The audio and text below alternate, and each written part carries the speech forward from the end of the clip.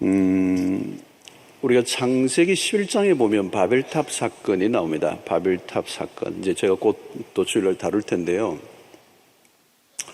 이 바벨탑은 결국은 뭐냐면 인간이 공동체를 만들겠다는 거예요. 근데 하나님 없는 공동체죠. 우리끼리, 우리의 이름을, 우리의 힘으로 이렇게 하늘까지 닿게 하는. 그 사실 인간 공동체를 꿈꾼 것입니다. 근데 하나님이 허물어 버리시죠. 근데 그 공동체를 만들고자 하는 게 이게 뭐냐면 사실은 인간 안에 있는 이 본능입니다. 본능. 인간은 스스로 홀로 살아갈 수 있는 존재가 아닌 하나님이 함께 살도록 만들어 놓은 존재라는 거죠. 그래서 공동체의 출발은 에덴 동산입니다. 하나님이 아담과 하와를 지으시고 첫 번째 공동체죠. 첫 번째 공동체 가장 중요한 것은 아담과 하와만 둘만 있으면 공동체가 성립이 되지 않고 하나님이 계셔야 그 공동체가 되는 것입니다. 가정도 마찬가지죠. 하나님이 그 가정에 찾아오시고 그 가족 공동체에 함께 하실 때 그 공동체, 가족이라는 공동체는 이제 성립이 되는 겁니다.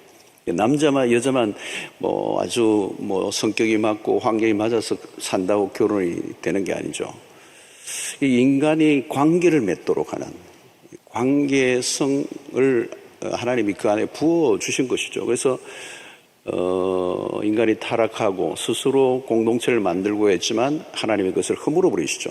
하나님이 없는 공동체를 하나님이 허락하지 않고 또 그것은 불행한 일이죠. 그 목적과 방법이 잘못됐기 때문에 이제 막으신 겁니다. 그리고 이제 12장으로 넘어가면 뭐가 나오느냐면 아브라함을 부르십니다. 한 사람 아브라함을 부르시는데 이 아브라함을 부른 게 아니고 이 아브라함은 이스라엘이라고 하는 민족을 이끌어내는 조상이 되죠. 이것은 공동체의 부름입니다. 아브라함을 불러주셨지만 사실은 공동체입니다. 이스라엘이라는 건 공동체를 불러주신 거예요. 그래서 이 이스라엘은 결국은 구약적 개념에서 이스라엘 공동체가 이제 신약으로 넘어오면서 이게 신약의 교회입니다. 오늘의 교회. 그러니까 아브라함을 불러내실 때 하나님이 꿈꾸셨던 공동체는 신약의 교회입니다. 그래서 오늘 우리가 모이는 이 교회가 굉장히 그 인류가 죄를 짓고 또 범죄의 공동체, 관계성이 깨어진 것을 회복시키고자 하는 것이 바로 이 교회를 통해서 이루어내시려고 하는 것입니다. 교회라고 하는 말을 우리가 많이 씁니다만은, 이게 이제 중국에서 넘어온 단어죠. 근데 교회를 좀 더 우리에게 와닿게 표현해내는 단어 중에 하나가 공동체라는 단어라고 이렇게 할 수가 있습니다. 이 공동체 안에 하나님의 디자인이, 하나님의 아이디어가 있습니다. 하나님이 이 구원을 완성해 가는 일에 홀로가 결코 될 수 없고 함께 이루어가는 이 공동체성이 교회의 핵심입니다. 만약에 이제 이 교회가 단순히 이런 어떤 조직이나 어떤 활동이나 이제 그런 것만 있다면 세상의 조직과 구분할 수가 없는 것인데요. 이 교회, 신약의 교회 공동체를 가장 확실하게 우리에게 보여준 것이 사도행전입니다. 사도행전에서 오순절에 성령이 임하시고 그게 이제 신약의 12사도도 구약의 그 모든 12지파를 이스라엘 공동체 전체를 의미하는 거죠. 상징적으로 그 12명을 뽑으시고 그 제자 12명 그리고 그 안에 오순절에 성령의 역사가 일어나니까 신약의 교회가 탄생하는데 그 신약의 교회 탄생의 출발점이 이제 2장으로 넘어가고 3장, 2장에도 이제 그 표현이 있습니다만은 이제 성전이 있긴 하지만 그들이 집에서 떡을 떼며 또 그 안에서 이제 성찬식도 하고 신약의 교회 보면 집에서 성찬식을 했어요. 그 그리스도의 몸을 나누고 그 말은 신약의 교회는 그냥 단순히 사람들이 모여서 침묵하는 공동체가 아니고 그리스도의 피, 십자가가 중심이 놓여져 있는 그리스도의 몸으로서의 공동체. 이것은 전혀 세상과 다른 구별된 소사이어티, 새로운 공동체를 하나님이 이제 만들어내시는데 그게 이제 아주 절정을 이룬 것이 오순절의 성령 사건입니다. 그 성령 사건을 통하여 비로소 그리스도의 십자가 부활의 복음이 그 모든 사람들에게 선명히 세워지고 그들의 모임의 구심점이 그리스도가 되고 또 그리스도의 십자가가 되면서 진정한 코이노니아라는 게 일어나는 것입니다. 이 코이노니아라고 하는 것을 우리가 펠로십, 교제라고 하는 것이죠. 그래서 세상에서 전혀 보지 못했던 새로운 형태의 사회, 새로운 사회. 존 스타트라는 목사님은 그 말을 했어요. 뉴 소사이어티를 하나님 만드셨다. 이 세상에서는 도무지 경험해 볼 수 없는 독특한 공동체를 하나님이 이제 만드셨는데, 그게 이제 신약의 사도행전의 교회부터 출발한 것입니다. 자, 그러나 이제 사람들이 모여 있는 것은 완전히 하나가 되기가 쉽지가 않죠. 여러분들 그 사랑방 하는 게 참 힘든 게 뭐냐면 다 다른 분들이 모여 있거든요. 교회만큼 다양한 분들이 모여 있는 곳은 참 없어요. 성격만 다른 게 아니고 삶의 배경과 경험과 때로는 뭐 정치적인 이념까지 뭐 너무도 다양한, 여러분 보면 그 다양한 사람들이 하나를 만들어 간다는 건 쉬운 게 아니에요. 오순절의 성령 충만이 사도행전 교회에 있었음에도 불구하고 그들은 헬라파, 히브리파 이런 관계로 서로 갈등이 일어나는 거죠. 구제 문제, 뭐 사람들이 많이 모여오고 그러니까 그들 안에 이제 가난한 사람들 돕고 뭐 연약한 사람들 돕는데, 이게 뭐 사도들이 그걸 관리하는데 쉽지 않았을 거예요. 많은 사람들이 재산을 가지고 오고 그걸 팔고 또 돈을 만들고 구제비를 하는데, 그 많은 사람들 뭐 요즘처럼 뭐 컴퓨터로 잘 뭐 할 수 있는 게 아니고 뭐 메모했다가 뭐 그게 날아가 버리고 없어지고 뭐 이러면 왜 뭐 안 해주냐 그러고, 또 거기는 또 왜 두 번이나 하냐고 그러고 히브리파 헬라파의 갈등들이 막 일어나는 거예요. 그러니까 오순절의 성령의 역사가 일어났음에도 불구하고 여전히 그 안에 갈등이 일어날 수밖에 없는 것은 인간이 모인 공동체이기 때문에 언제나 죄성이 이제 작동하고 이기심이 작동하고 이제 그러니까 하나를 만들어 간다는 게 쉬운 공동체가 아니에요. 그러니까 여러분들 그 목자를 하다 보면 참 어려운 게 뭐냐면 사람을 섬기는 겁니다. 사람을 섬기는 거. 근데 우리 목자는 또 뭐 어떻게 뭐 월급 받는 것도 아니고 수당 받는 것도 아니고 인텐시브가 있는 것도 아니고 이거 뭐 온전히 순수한 이게 봉사인데, 뭐 어떤 분은 또 막 다른 목자하고 비교도 하고 말이에요. 거기는 뭐 되게 뭐 주대 그러고 뭐 잘하던데 그러고 막 애리 막 비교하고 이러면 이 사람이 좀 자존심 상하기도 하고 말이죠. 뭐 여러 가지 까칠까칠한 분들도 계시고, 뭐 온다 그랬다가 안 오고 뭐 이러면 속상하는 일들이 얼마나 많습니까? 그리고 뭐 갈등, 이 사랑방언들끼리도 갈등하고, 비교하고 뭐 이러면 참 사실 이게 목자하는 일이 쉬운 일이 아닙니다. 예, 근데 이 신약의 교회도 역시 그렇다는 거죠. 여러분이 보면은 에베소서나 빌립보서나 이런 서신서들을 보시면 그 안에 다 문제들이 있었어요. 가장 문제가 많았던 교회가 고린도 교회. 고린도 교회도 얼마나 많은 문제들이 있고 분쟁하고 분파가 일어나고 그 먹는 문제 가지고 그냥 치사하게 그냥 나누고 이러는 거거든요. 그런데 아무튼 하나님은 이 신약의 공동체를 그럼에도 불구하고 만들어가는, 특별히 놀라운 것은 사도행전이 일어난 것은 이 역사에 한 번도 경험해 보지 못했던 유무상통의 역사가 일어납니다. 아무도 자기 것을 자기 것이라 주장하지 아니하고 자기의 재물을 팔아 가난한 자들에게 나누어 주어서 그들 공동체 안에 핍절한 자가 한 사람은 없었다. 그게 바로 이 대목을 가지고 공산주의의 이론이 나온 거예요. 이데올로기가 나온 겁니다. 유무상통하는, 공평하게 나누는.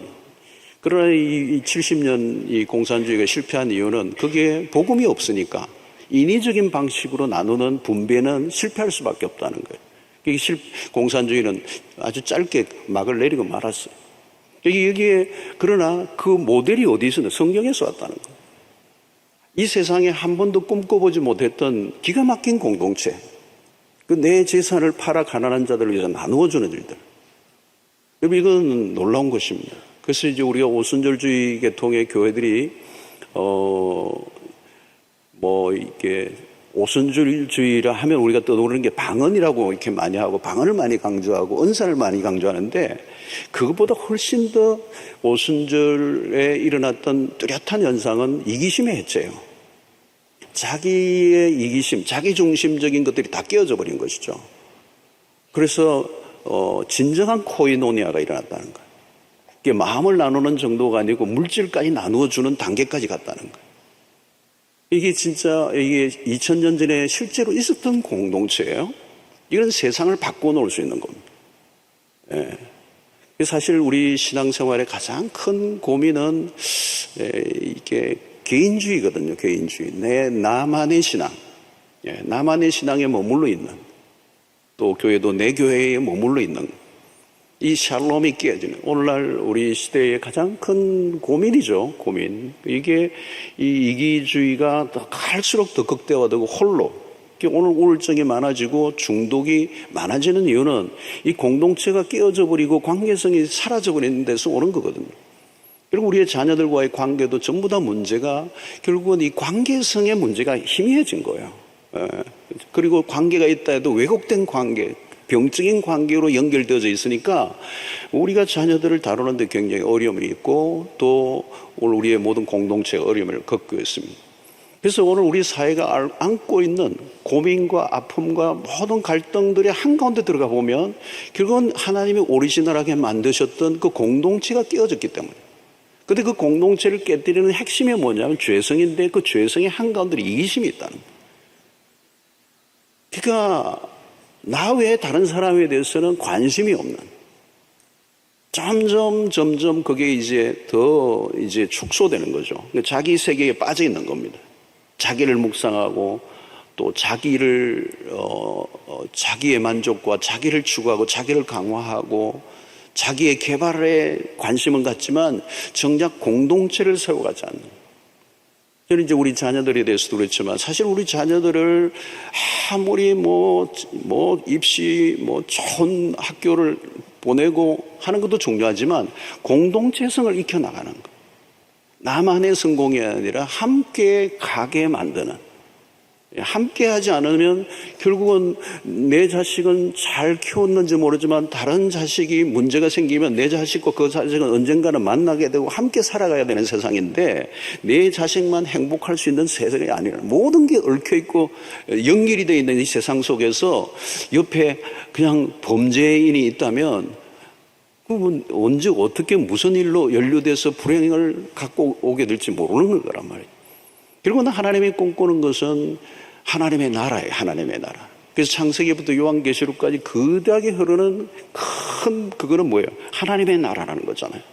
그 에덴 동산에서 마지막 하나님의 그 천국까지 이르는 모든 그 완성을 해 나가는데 그 하나님의 나라를 우리의 지상에서 경험하게 하는 것이 바로 교회라는 거예요.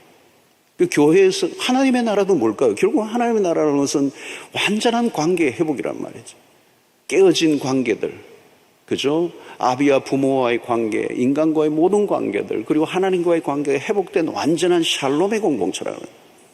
그것을 처음에 맛본 것이 사도행전이고 그 사도행전의 교회 속에서 오늘 신약의 교회를 모델을 보게 돼요. 그 안에는 그들이 함께 모여 떡을 떼는, 함께 그리스도의 몸을 나누고 그들 안에 있는 모든 그 재물을 함께 나누어 가지는. 사실 여러분 우리가 이 코이노니아의 관점에서 하나님의 나라는 코이노니아인데 이 코이노니아가 어느 정도까지 우리가 함께 교제할 거냐는 거죠. 이게 일주일에 한 번 모이는 정도로 그냥 형식적인 모임이나 아니면 예배를 드리고 끝나는 정도로 이렇게 마친다면 그건 이 성경이 말하는 공동체가 아니에요. 사실 성경에서 말씀하는 이 공동체는 삶의 전체를 함께 나누는 것입니다. 예. 아마 이제 이게 처음부터 가능하지는 않죠. 그러나 이제 점점 우리가 가면서 더 깊어져 가면 그 공동체 안에 그리스도의 몸으로서 생명을 경험하는, 그리스도의 십자가와 부활의 경험을 경험하는. 이게 우리가 그룹 안에 가장 중요한 것은 우리의 복음이잖아요. 그리스도의 십자가 부활이 살아있는. 그래서 그리스도의 십자가 있다는 건 뭡니까? 우리의 자아를 부인하고 자아 중심적 삶을 포기하고 기꺼이 다른 사람을 위하여 자기가 희생할 수 있는. 그래서 그 안에서 정말 그리스도를 통하여 우리 안에 회복과 변화를 경험해 나가는. 그것이 이제 주님이 우리에게 꿈꾸는 것입니다. 그 사도행전에 우리가 모델을 보면은 그 사도행전은 끊임없이 하나 되게 하는, 한 몸 되게 하는. 그래서 바울은 이 교회를 그리스도의 몸이라고 얘기하는 것이죠. 그 몸이라고 하는 것은 완전히 한 바디로 연결되어 있는, 아주 유기적인 연결이 되어 있는, 나누어질 수 없는 그런 관계 안으로 우리가 들어왔다는 거죠. 그런 관점에서 보면 오늘 우리가 주일날 모이는 이 많은 회중 예배는 어떻게 의미가 있는가 하면 사랑방 중심으로 그리스도의 코이노니아가 살아있는 소그룹들이 그 안에서 주중에 생명을 경험하고 그들이 함께 모여 주일날 예배를 드릴 때 그 공동체 안에 그 예배는 굉장히 파워풀한 일. 그러니까 우리가 주일날 교회가 얼마나 사람들이 많이 모이느냐 그건 별로 중요하지 않아요. 그것도 중요한 일이지만 주일날 얼마나 많은 사람들이 모여서 각자의 활동도 하고 뭐 예배도 드리고 하지만 흩어져 버리고 만다면 그것은 무리의 공동체가 될 수 있다는 거예요. 이 안에 정말 그리스도의 몸으로 이 세포 조직들이 살아있는가, 소그룹이 살아있는가.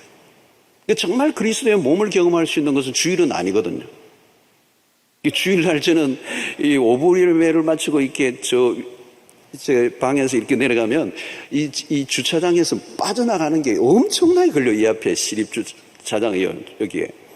그러니까 나가는데 뭐 돈도 받고 그러니까요. 줄줄이 써 있는데 이 나가는데 거의 1시간 걸려요.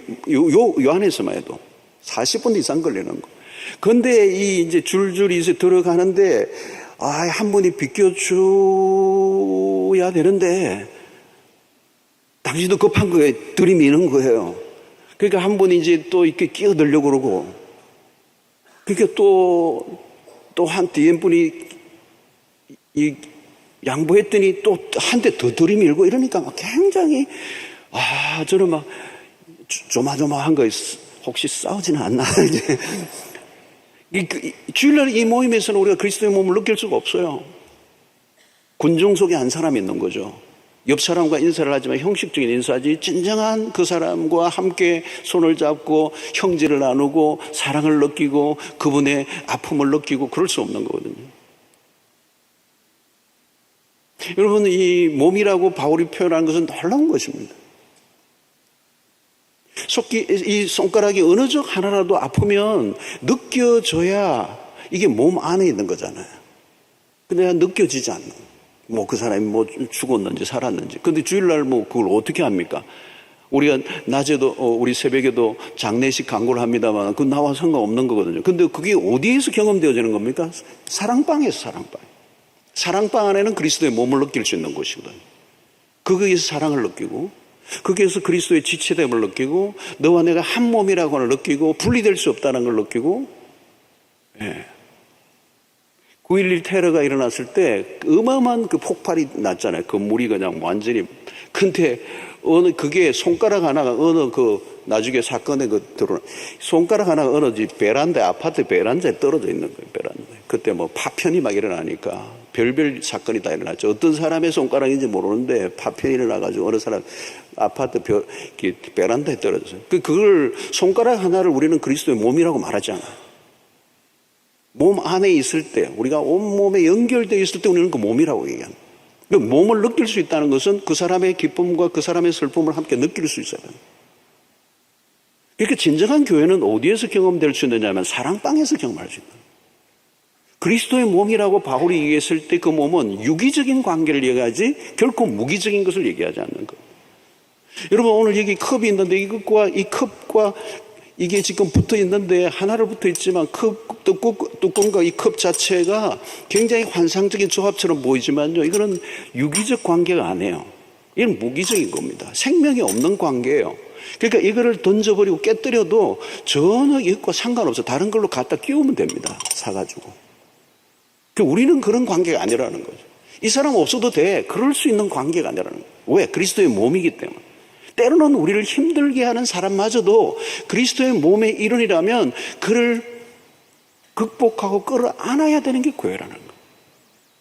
그 사람 문제 많아, 잘라버려. 그건 기업에서는 할 수가 있어요. 세상 직장은 얼마든지 가난하잖아요. 그 잔인한 세상, 성적 위주, 실력 위주, 때로는 외적인 조건 위주로 살벌하게 잘라내고 난도질하는 세상에 상처 입은 영혼들이 교회에 오면 끊임없이 그를 연약한 사람을 더 품어내려고 하는. 세상은 여러분 실직이면 실직이에요. 그거 끝난 거예요. 거기서 회사에서 위로 잔치를 하고 계속해서 또 후원을 하고 그런 거 없어요. 근데 교회는 그게 아니에요. 교회는 요람에서부터 무덤까지 끝까지 함께하는, 아니 영원히 함께 삶을 나누는. 그래서 여러분, 이 코이노니아라고 하는 것은 굉장히 깊은 단어인데요, 뭐 여기 다 한 시간 표현할 수 없을 만큼 굉장히 성경이 말씀하려고 하는 이 헬라의 코이노니아의 개념은 너무 무궁무진한 거예요. 이게 완성되는 것은 천국에 있어요. 그러나 이 지상에서 우리가 경험해 가도록 우리를 부르셨다는 거예요. 만약에 우리가 성경적 이 원리를 붙잡고 실천하고 사랑방 안에서 그 원리를 추구하고 노력하면 쉽지는 않지만, 그 속에서 우리는 하나님의 나라를 경험하고 그 안에서 일어나는 생명의 에너지들이 사랑방의 관계를 통해서 오고 가게 된다. 할렐루야. 하나님의 오묘한 섭리가 공동체 안에 있다. 여러분 보십시오. 마귀는요, 제가 오늘 이 설교를 준비를 해온 게 하나도 지금 성령이 인도하시는 대로 지금 제가 하고 있어요. 준비한 걸 다음에 하겠습니다. 다음 모임 먼저 만들어가지고 만들어요. 여러분, 이 사단이 하는 게 가장 핵심이 뭔지 아세요? 공동체를 깨뜨리는 겁니다. 그러니까 사단의 가장 핵심적인 사역이 뭐냐면 나누어지게 하는 겁니다. 분리입니다. 분리. 다 떼놓는 겁니다. 그게 사단의, 그러니까 디아볼로스라고 하는 그 헬라 이거 원문 그 자체가 나누는 거예요. 나누는. 분열하는 거예요. 분열하는 거. 그러니까 공동체를 깨뜨리는 거예요. 여러분, 오늘 우리 안에 이 신앙생활에서 가장 어려운 것 중에 하나가 뭐냐면 결국은 우리의 욕망을 다루는 거잖아요. 에덴 동산에서부터 선악과를 따먹는 그 욕망, 그죠? 욕망. 그 욕망을 다루는 거거든요. 그 욕망이란 뭘까요? 결국은 자아만족이에요. 우상도 그거잖아요. 자기가 막 우상이란 말이죠. 그 바벨탑도 결국은 이름을 하늘까지 닿게 하는 그 안에는 결국은 자기의 우상, 인간화를 말하는. 그런데 그것을 마귀가 교묘하게 이용을 하는 거죠. 여러분, 우리 가정 안에도 나누어지는 거 일도 안 해요. 자아의 왕국을 강화시키면 부부도 뭐 여지없이 깨집니다. 오늘 우리 공동체 안에 오늘 병들고 상하고 뭐 오늘 정신적 질환이 뭐 그냥 뭐 만연해 있는데, 오늘 정말 우리 사회 안에 이 불행과 모든 원인 안으로 들어가 보면 결국은 하나님의 아이디어였던 이 공동체가 가정과 교회라고 하는 아주 핵심적인 이것이 무너지면 행복은 불가능한 것이죠. 여러분, 행복과 축복은 어디에서 오는 겁니까? 관계로부터 오는 겁니다. 관계의 회복이에요. 그게 샬롬이잖아요. 이 코이노니아라고 하는 것은 결국은 나눔으로 가는데 어디까지 나누는 거예요? 나에게 있는 가장 귀중한 것까지 나누는 거예요. 그 코이노니아의 완성이 그리스도의 십자가를 통해서 이루어진 거거든요. 그래서 성만찬을 할 때 그 몸이, 그 우리가 이 떡을, 이게 빵을 크게 찢는 거를, 그게 좀, 이게 좀 소수로 모이면 우리가 그렇게 하는데, 우리는 그냥 이게 하나 놔두니까 의미를 잘 모르는데, 그 성만찬이라는 게 주님의 몸을 나누시는 거잖아요. 그 오병이어 사건에서 그 주님이 떡을 떼어 할 때 그 떼어가, 그 떼는 그 행위 자체가, 떼어 나누는 이 행위 자체가 코이노니아예요. 그 떼어냄의 완성이 그리스도의 십자가를 통해서 이루어지는데, 결국은 그것을 통하여 우리의 사랑방 안에서 우리의 공동체가 어떻게 세워져 갈 것인가를 떡을 그냥 떼고 나누는 게 아니란 말이죠. 그 안에 우리의 가장 귀중한 것을 나눌 수 있어야 되는데, 그리스도는 무엇까지요? 우리의 생명까지 내놓으셨다. 여러분 가운데 혹시 정말 내 인생에 내가 죽어도 내 자식을 내 자기 자식처럼 생명을 걸고 지켜줄 사람, 그런 친구가 한 명 있으면요, 그분은 성공한 분입니다. 쉽지 않아요. 그런 친구를 만나기 쉽지 않고. 그런데 그런 친구는 그냥 나오는 게 아니고 내가 그런 친구가 되어줘야 돼요. 누군가 그런 친구가 되어주기를 기대하는 것은 불가능한 거예요. 내가 그런 사람이 되어줘. 여러분, 공동체 안에서 우리가 어디까지 들어갈 건가? 여러분, 어떤 사람이요, 실직을 하면요, 그 실직한 분에 대해서 중보기도 하는 거는 사랑방이 해야 되는 거예요. 그러나 그 정도의 수준으로 머물러 있을 수도 있지만 더 다 깊어지면 어때요? 그분과 함께 하는 거예요. 마음을 같이 하는 거예요. 아픔을 같이 느끼고요. 아픔을 진짜 느끼면 어떻게 해요? 이분 집에 지금 밥이나 먹고 사나? 쌀을 갖다 주고. 그렇게 이 코인원은 쉬운 게 아닙니다. 여러분, 깊이 알고 싶지 않은 이유는 책임지고 싶지 않은 거거든요. 희생하고 싶지 않은 거예요. 내가 이 선에서 내가 할 수는 있어. 그러나 이 이상은 너 못 넘어가. 근데 하나님이 우리에게 보여주신 사랑은 그게 아니에요. 제 막내, 우리 제 아내 막내 이모분인데, 사업을, 신앙이 좋은 분인데 사업을 하다가 완전 망쳤어요. 그냥 완전히 뒤집어졌는데 몇 년 안에 회복이 되더라고요. 알고 보니까 이 양반이 완전히 다 날아갔으니까 주변에서들 도와주는 사람들이 막 나오는 거예요. 먹을 거, 돈, 집, 막. 알고 보니까 그렇게 살았던 거예요. 뿌린 대로 거두는 거잖아요. 그 공짜로 나는 건 아니거든요. 기가 막히게 막 굳은 일 있으면 다 쫓아가고 헌신한 거예요. sacrifice가 있었던 거예요. 우연히 이루어지는 거예요. 여러분, 진짜 교회를 경험할 수 있으려고 하면 여러분, 진짜 내 신앙생활 꽃을 펴고 싶다면 여러분, 사랑방 안에서 하셔야 됩니다. 여러분, 주일날 교회에서 멋있게 봉사하는 건 누구나 할 수 있어요. 그런데 사랑방 안에 들어가서 성도를 섬기는 거는요, 구전일입니다. 구전일입니다.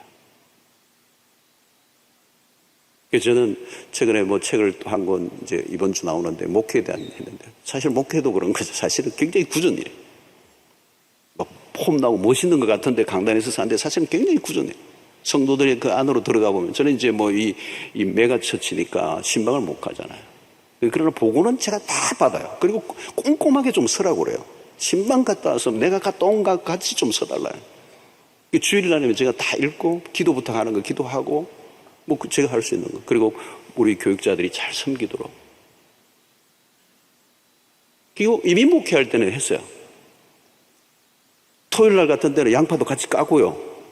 오기 전까지 했습니다. 늘 한 건 아니지만 폼 잡은 거죠. 그냥 대충 하게 했는데 함께 하는 거예요. 함께 하고 싶어. 어제 한번 같이 나르고. 우리가 학교를 빌려가 했기 때문에. 성도들의 삶에 깊이 들어가면요, 힘들어요. 너무 힘들어요. 왜? 힘든 사람이 한두 명이 아니잖아요. 고난을 당한 사람이 성도가 한두 명이 아니에요. 장례식이 한두 건이 아니랍니다. 그 삶의 그 죽음의 사연도 다르고요. 그거를 진짜 목회한다면 그 집에 갔다 오면요, 몸살을 앓는 거예요. 잠이 안. 그러니까 그런 집에 갔다 왔는데도, 어려운 집에 갔다 오고 얘기 듣고 곧 기도하고 왔는데도 잠이 그날 멀쩡하게 오면 그 목사가 아니에요. 그러니까 삶에 깊이 들어간다는 거 어려운 거예요. 그러니까 목회는 지금 사실은 작은 목회를 누가 하느냐면 목자 여러분들이 하시는 거예요. 정말 힘들고 어려운 우리의 지체들, 그들의 삶과 형편과 처지를 알고 다가가고 공감하고. 여러분, 긍휼이라는 말이, 그 컴패션이라는 말이 스프랑크니조마이라는 그 헬라어 단어가 있어요. 이게 여자로 치면 자궁이에요, 자궁. 남자로 치면 좀 심장이에요. 그게 흔들리는, 그게 진통을 하는 느낌을 내는 거예요. 그냥 느낀다 정도가 아니라 깊이 느끼는. 내 영혼을 흔드는 거죠, 흔드는 거. 공감한다는 정도가 아니에요. 이 성경에서 말하는 긍휼이라는 굉장히 큰 것입니다. 삶을 함께 나누는 거. 가장 좋은 것을 함께 나누는 거. 가장 힘들고 외로울 때 같이 있어주는 거. 그리고 내 인생에 가장 좋은 것을 함께 나누는 거. 왜? 그리스도가 우리에게 그렇게 보여주셨기 때문에. 그래서 진정한 말씀의 실천의 현장이 사랑방이다. 그런데 여러분, 이게 우리의 신앙의 성장에 엄청난 도움이 되는 거예요. 가면을 쓸 수 없어요. 사랑방 안에서는 가면을 쓸 수 없어요. 가면은 다 그건 가면 쓰고는 사랑방이 불가능한 거예요. 인티머시잖아요. 굉장히 깊이 들어가야 되는 거예요. 삶을 나누어야 되는 거예요. 예. 부부 싸움하고 왔는데 그냥 아주 인고 부부진 척 그렇게 할 수가 없어요. 오늘 왕창 깨지고 왔네. 그리고 솔직한 고백을 하고 내 연약함을 끄집어내고 같이 기도하고 남성들이 오늘날 겪고 있는 내면 세계의 어떤 갈등들, 실제적인 이성적 유혹에 관한 자기의 갈등과 고민과 아픔과 또 때로는 실패한 것과 승리한 얘기들을 함께 나누면서 리얼리티가 있어요. 그냥 추상적인 얘기를 오고 나누면서 그럴듯한 가면을 쓰고 함께 시간을 1시간 나누고 헤어지는 것이 사랑방일 거 아니에요. 그건 성경이 말씀하는 사랑방을 이해하지 못합니다. 사랑방은요, 그게 교회고요. 그게 여러분들이 하시는 사역이 목회예요, 목회. 그 안에 들어가면 내가 진짜 신앙의 도전을 겪게 되고요. 그리고 그 상호 관계 속에서 그리스도의 교회가 세워져 가고 그 사랑방의 수준이 결국은 수영록의 수준이 되는 거예요.